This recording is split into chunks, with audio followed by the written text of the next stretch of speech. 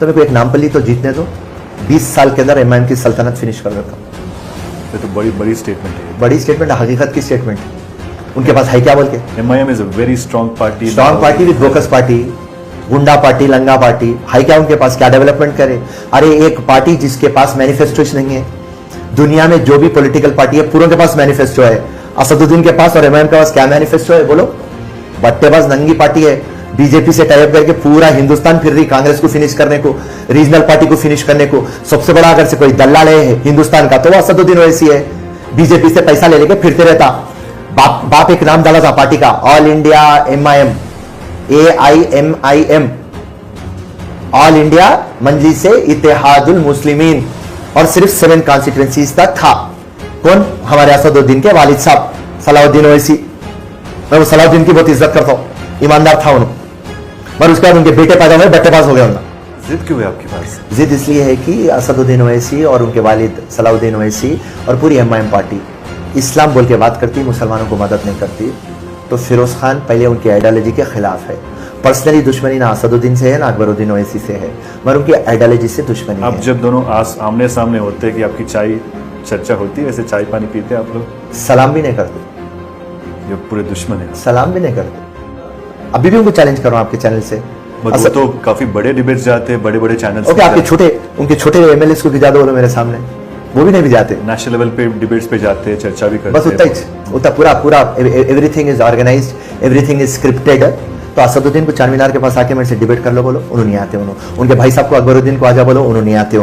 Right, उनको मैं challenge कर दिया था कि ओके राइट, आप मक्का मस्जिद में चलिए, चल के कुरान पे हाथ पे रख दे के बोलिए कि बोकसोटा नहीं है, तो मैं मेरा कांग्रेस का कंडवा उतार के आपका कंडवा पहन लेता हूँ। ये भी मैं बोल दिया, आज भी बोल दे रहा हूँ असदुद्दीन को, मक्का मस्जिद को आप बुला लो। ये फ्राइडे खान के पास पूरे रिसोर्सेज है। फिरोज खान खैरताबाद, सिकंदराबाद, सादत नगर, संगारेड्डी, कहां से भी ठहरता तो अब तक जीत जाता था।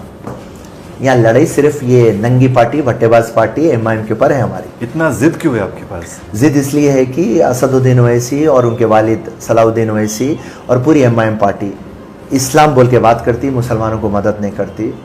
तो फिरोज खान पहले उनकी आइडियोलॉजी के खिलाफ है। पर्सनली दुश्मनी ना असदुद्दीन से है ना अकबरुद्दीन ओवैसी से है, मगर उनकी आइडियोलॉजी से दुश्मनी अब है। जब दोनों आमने सामने होते हैं कि आपकी चाय चर्चा होती है, वैसे चाय पानी पीते हैं आप लोग? सलाम भी नहीं करते, ये पूरे दुश्मन है। सलाम भी नहीं करते। बस उनके उन जो एक सिस्टम बना लिया, वो सिस्टम के खिलाफ मैं बात करता हूँ। असदुद्दीन के ऊपर जब मैं एमपी चुनाव लड़ा था तो असदुद्दीन को मैं बोला कि असदुद्दीन तुम इतने बड़े लीडर है, हर एक नेशनल टेलीविजन के ऊपर तुम आके बैठ जाते, ज़रा ओल्ड सिटी के डेवलपमेंट पे बात करेंगे, आइए चार मीनार के पास। 10 टाइम बुलाया, उन्होंने आए। डिबेट कभी नहीं हुआ है। हाँ, अभी भी उनको चैलेंज कर रहा हूँ आपके चैनल से।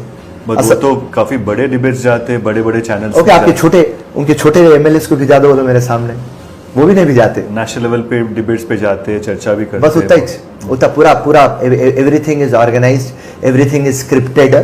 तो असदुद्दीन को चारमीनार के पास आके मेरे से डिबेट कर लो बोलो, उन्होंने नहीं आते। उनके भाई साहब को अकबरुद्दीन को आजा बोलो, उन्होंने नहीं आते। राइट, उनको मैं चैलेंज कर दिया था कि ओके राइट, आप मक्का मस्जिद में चलिए, चल के कुरान पे हाथ पे रख दे के बोलिए कि बोकसोटा नहीं है, तो मैं मेरा कांग्रेस का कंडवा उतार के आपका कंडवा पहन लेता हूँ। ये भी मैं बोल दिया, आज भी बोल दे रहा हूँ असदुद्दीन को। मक्का मस्जिद को आप बुला लो, ये फ्राइडे, कल परसों में ईद है ना, फिर फ्राइडे को आप बुला लो और कुरान पे हाथ रख दो, बोकसोटा नहीं है बोल दो, मैं फिर कंडवा निकाल के तुम्हारा चेला बन जाता हूँ, तुम्हारा पट्टा बन जाता हूँ असदुद्दीन ओवैसी। बस सिंपल। बट फिरोज खान जी, आप एक बड़े पहाड़ को टक्कर दे रहे हैं। मेहमा एक बहुत बड़ा पहाड़ है और काफी सालों से पहाड़ के ऊपर घर भी बने चुके हैं, and you still trying to crawl to the mountain. बराबर। आप नहीं सुने कहावत परसिस्टेंसी का? टिपका पहाड़ में छेद कर देता। जिस दिन फिरोज खान नामपल्ली जीतेगा उस दिन 100 फिरोज खान पैदा होंगे कपिल जी, और जिस दिन फिरोज खान मरेगा उस दिन 1000 फिरोज खान पैदा होंगे। तो मेरे को एक नामपल्ली तो जीतने दो, 20 साल के अंदर एमआईएम की सल्तनत फिनिश कर देता हूँ। ये तो बड़ी स्टेटमेंट है। बड़ी स्टेटमेंट, हकीकत की स्टेटमेंट है।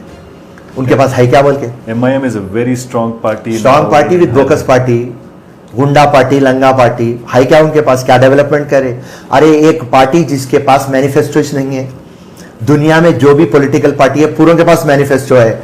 असदुद्दीन के पास और एमआईएम के पास क्या मैनिफेस्टो है बोलो? बट्टेबाज नंगी पार्टी है।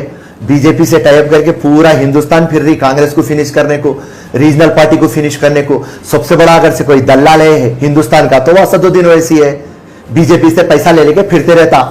बाप एक नाम डाला था पार्टी का, all India MIM, AIMIM, all India Majlise Ittehadul Muslimeen, और सिर्फ 7 कॉन्स्टिट्यूएंसीज तक था। कौन? हमारे असदुद्दीन के वालिद साहब सलाउद्दीन ओवैसी। मैं वो सलाउद्दीन की बहुत इज्जत करता हूं, ईमानदार था उन्होंने। मगर उसके बाद उनके बेटे पैदा हुए, बट्टेबाज हो गए उन्होंने होके। उन्होंने क्या करे, उनको बहुत शौक हो गया ऑल इंडिया बोल के बीजेपी से पैसे लेना, पूरे हिंदुस्तान में फिरना।